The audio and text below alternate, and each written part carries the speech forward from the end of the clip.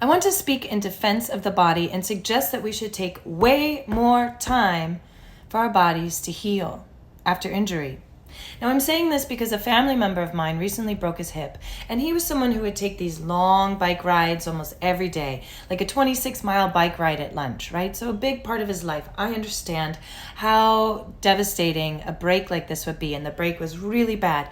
He needed screws to stabilize both the femur bone and the bone from the neck between the greater trochanter and the hip socket. So it was a major surgery. Well, this guy is biking less than a month after the surgery. Now, he can do whatever he wants. You can do whatever you want.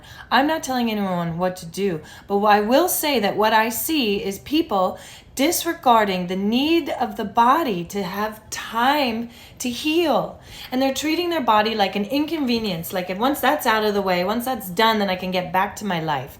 Well, this is your home. This is your home, and if you give it time to heal now, you're going to have less issues in the future.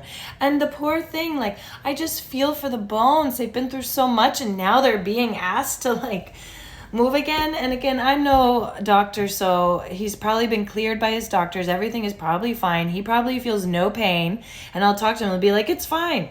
But for me, if I had that break, I would be in bed for 3 months without moving. I would, and I would be meditating the whole time. So when I was in the dance company, this is where it really shifted for me about this, is we had this piece, and every time we did certain moves in this piece, our knees would bleed and the top of our feet would bleed. And that was just sort of a given.